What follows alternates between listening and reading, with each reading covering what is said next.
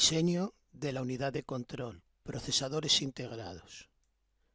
En este tema 3, dedicado a la estructura de computadores, después de haber analizado en las dos lecciones primeras los elementos constitutivos de un procesador y cómo funciona en su conjunto el procesador, vamos a tratar sobre el diseño de la unidad de control y sobre procesadores integrados. En las lecciones posteriores de este tema vamos a presentar el lenguaje máquina y ensamblador del modelo de procesador que venimos utilizando, Code 2, así como la organización y funcionamiento del sistema de memoria.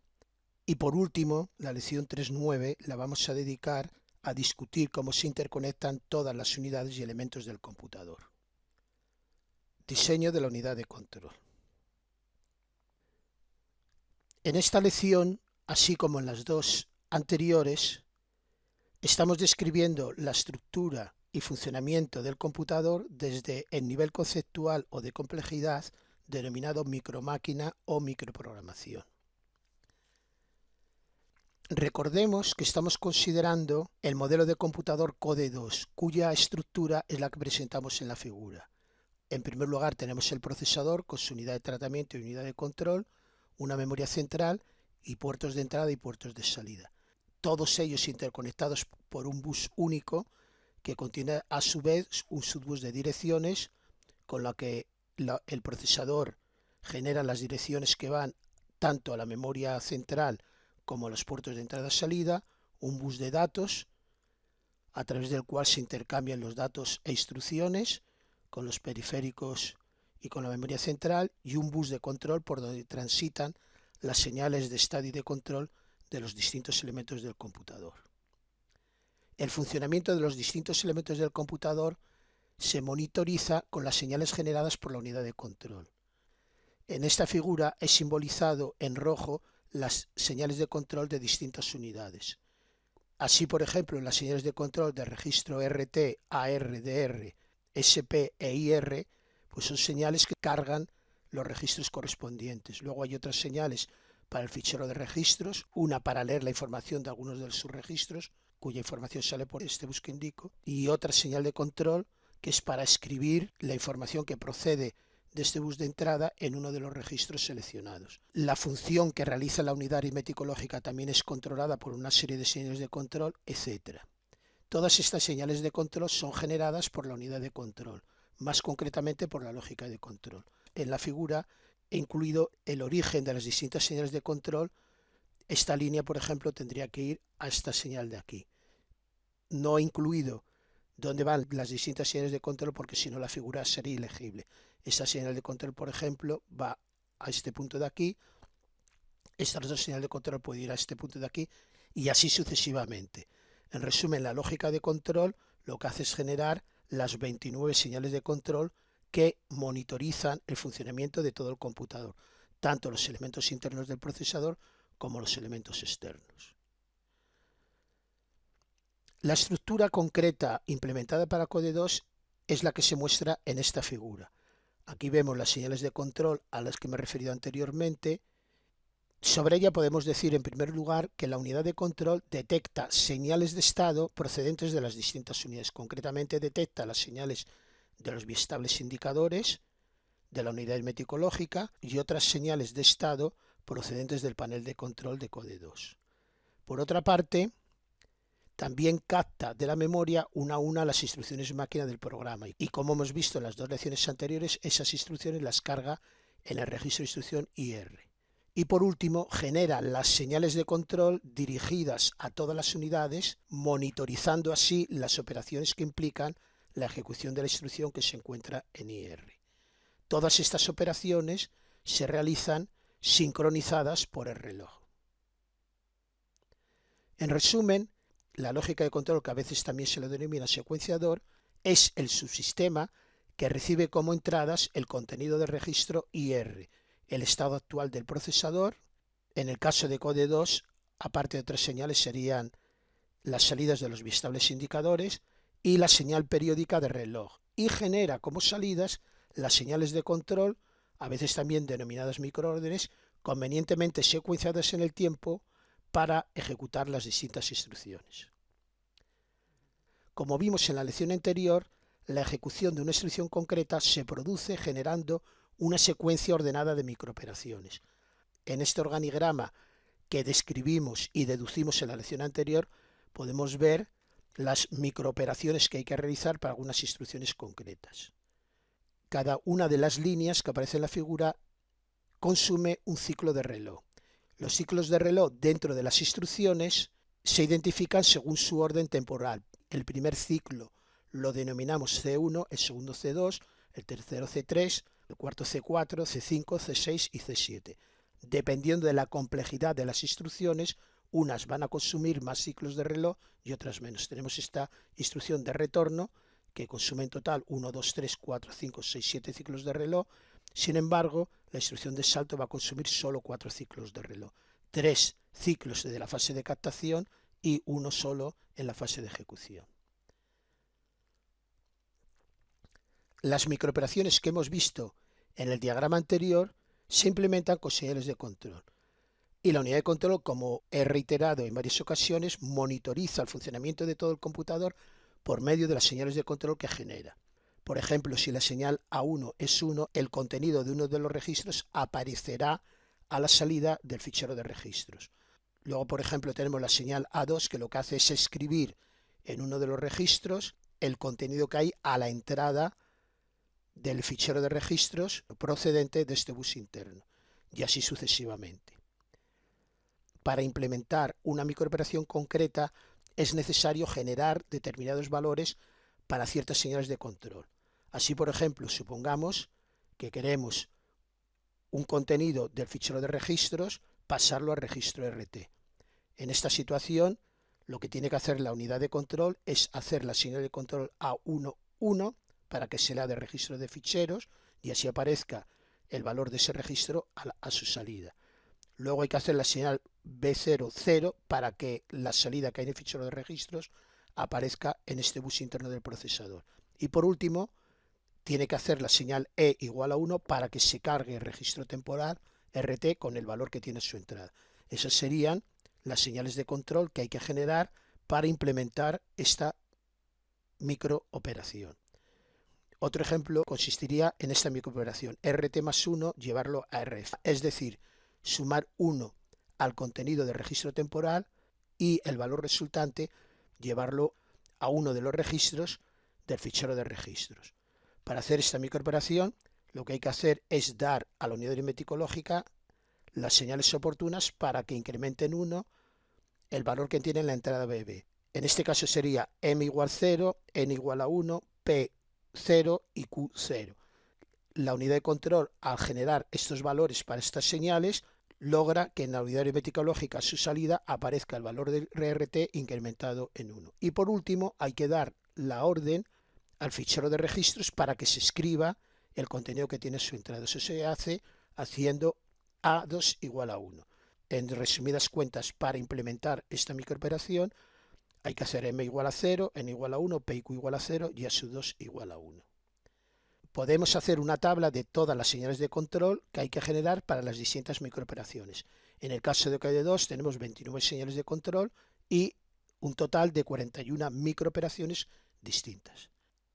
En definitiva, la unidad de control debe generar para cada ciclo de reloj dentro de una instrucción, recordemos que los ciclos los llamábamos C1, C2, C3, etc., un conjunto de 29 valores binarios que monitorizan las acciones de todos los elementos del computador. ¿Cómo se implementa la lógica de control del computador? Hay dos formas básicas de hacerlo. Una es lo que se llama unidad de control cableada, que consiste en utilizar funciones de conmutación. Las funciones de conmutación nos permiten expresar de forma analítica acciones tales como esta. La señal I0 debe ser 1 si se está ejecutando la instrucción I4 y se está en el ciclo C6, o si se está ejecutando la instrucción I5 y se está en el ciclo C7. Esta acción se puede escribir con facilidad utilizando el álgebra de conmutación, donde se utilizan los operadores y o intersección y o unión, de tal manera que la descripción de la acción a realizar se puede condensar en esta expresión lógica. Hacer I0 igual a 1, si I4 es 1 y C6 es 1, o si E5 es 1 y C7 es 1. Este tipo de funciones de conmutación es relativamente fácil de sintetizarla por medio de puertas lógicas que sencillamente implementan los distintos operadores del álgebra de conmutación. Otra forma de implementar la unidad de control se denomina microprogramada. Consiste en almacenar en una memoria especial, que denominamos memoria de control, los 29 valores de las señales de control a generar en cada momento, en cada ciclo de reloj. Cada palabra de esta memoria contiene los valores correspondientes a cada ciclo dentro de cada instrucción. En el capítulo 9 del libro de texto que estamos utilizando a lo largo de estas videoclases, viene completamente descrito el diseño de Code 2. Llegados a este momento, me gustaría recapitular sobre diversos conceptos que interrelacionan distintos niveles de complejidad. Habitualmente, los programas se redactan en un lenguaje de alto nivel, cuyos elementos constitutivos son sentencias. Una sentencia de un lenguaje de alto nivel, al traducirlo al lenguaje máquina, se transforma en un conjunto de instrucciones máquina. Pero por otra parte, como hemos visto en la lección anterior, una instrucción máquina se implementa mediante una sucesión de una serie de microoperaciones. Y en esta lección hemos visto que una microoperación se realiza mediante la toma de determinados valores 0, 1 de determinadas señales de control. Esto que acabamos de ver lo podemos sintetizar en la siguiente figura. Tenemos una sentencia de lenguaje de alto nivel, tal como esta de aquí, que es la sentencia primera de un bucle en un lenguaje de alto nivel. Resumidamente lo que indica es que se realice el ciclo que viene a continuación con la variable i tomando los valores de 1 a 100 incrementados de 1 en 1, es decir, que se realice el bucle con los valores de igual a 1, igual a 2, igual a 3 y así sucesivamente hasta igual a 100. Esta sentencia del lenguaje de alto nivel, por medio de los traductores, se transforma en un conjunto de instrucciones en lenguaje máquina. Y cada instrucción del lenguaje máquina se transforma en una serie de microoperaciones. Y cada microoperación se transforma en un conjunto de valores para las señales de control. Procesadores integrados. Antes de continuar y presentar a los procesadores integrados, me gustaría recordar algunas guías históricas que vimos ya en la lección 1.2.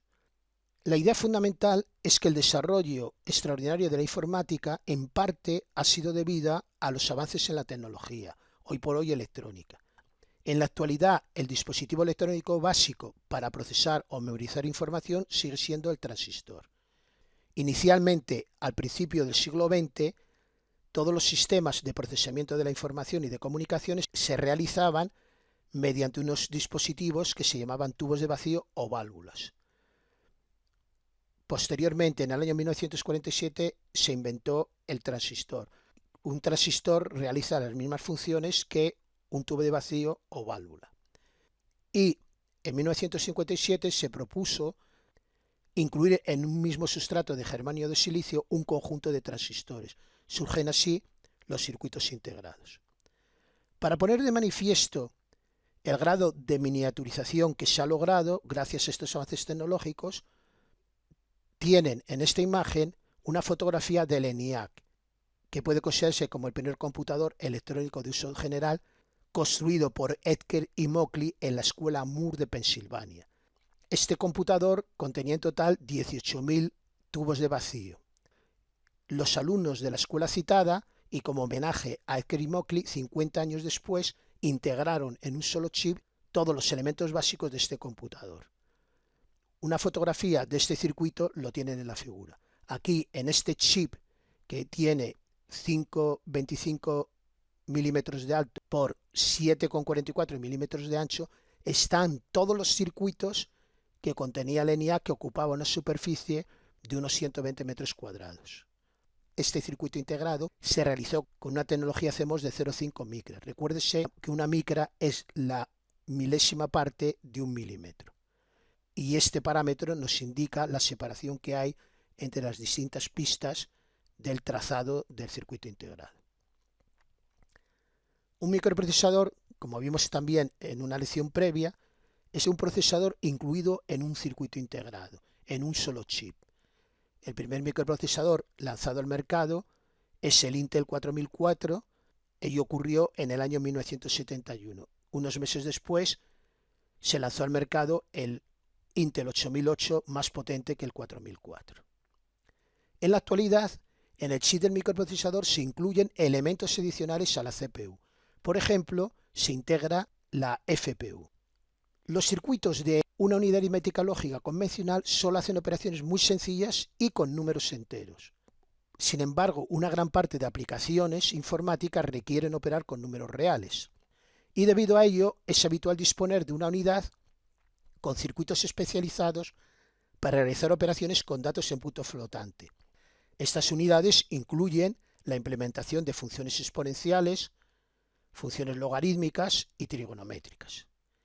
Esta unidad se denomina unidad de punto flotante, Float Point Unit o FPU. En los primeros microprocesadores, en el caso de Intel hasta el 80486, excepto su versión SX, el procesador de coma flotante se integraba en un coprocesador aritmético. Aquí, por ejemplo, tenemos un coprocesador aritmético, el circuito 68882 de Motorola, que era un coprocesador aritmético para los microprocesadores de Motorola de aquella época.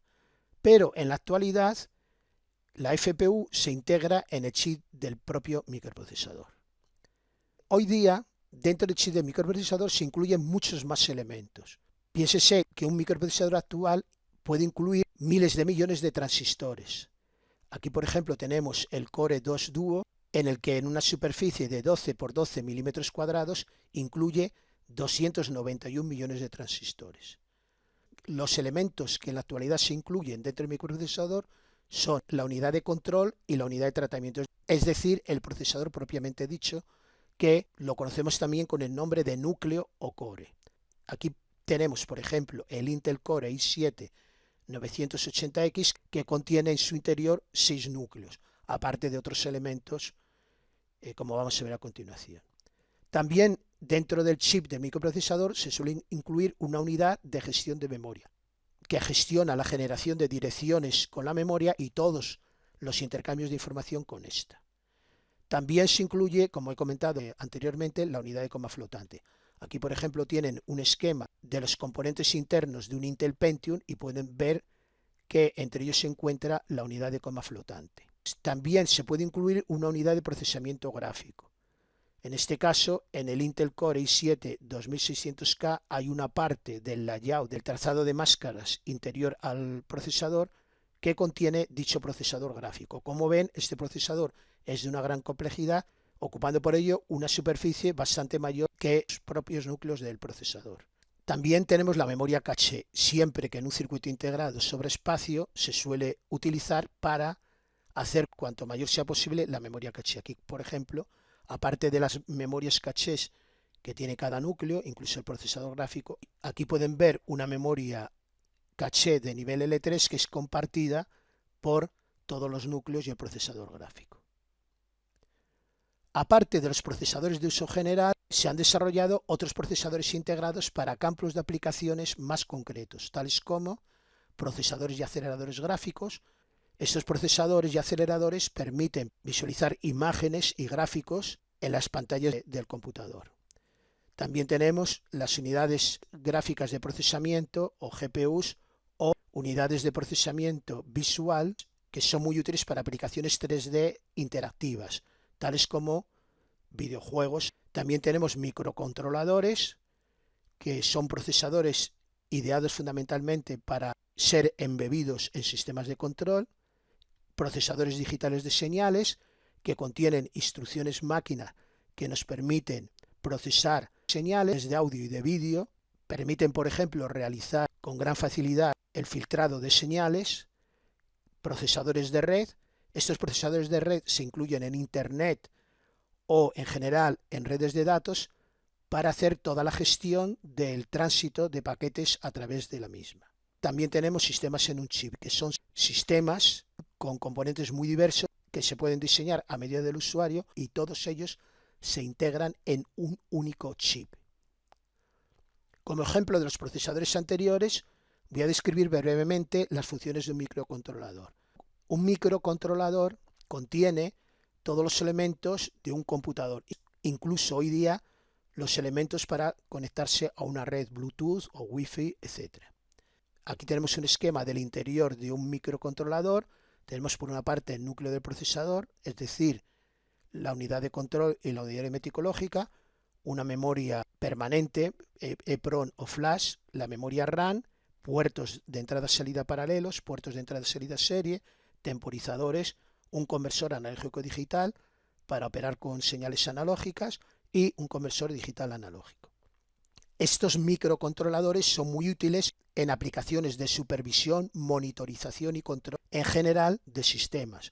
Son utilizadas en multitud de electrodomésticos, una lavadora, un lavaplatos, un horno de microondas, en periféricos de un computador, impresoras, unidades de disco, líneas de ensamblado o de control de proceso, teléfonos inteligentes, instrumentación, etc. Como resumen y conclusiones de esta lección, en primer lugar, hemos visto cómo la unidad de control monitoriza el funcionamiento de todos los elementos que configuran el computador. En segundo lugar, a partir del código de operación de la instrucción de ejecución, de las señales de estado y del ciclo de reloj presente, la unidad de control genera las microórdenes o señales de control para que se lleven a cabo las operaciones inherentes a la ejecución de dicha instrucción. Debido a la miniaturización que se ha logrado con la tecnología actual, los distintos componentes de un procesador y de otras unidades adicionales se pueden incluir en un único circuito integrado. Se disponen de procesadores integrados tanto para computadores convencionales como para aplicaciones específicas, como son las GPU, microcontroladores DSP, procesadores de red, etc. Y con esto concluyo esta lección que espero haya sido de su interés. Muchas gracias.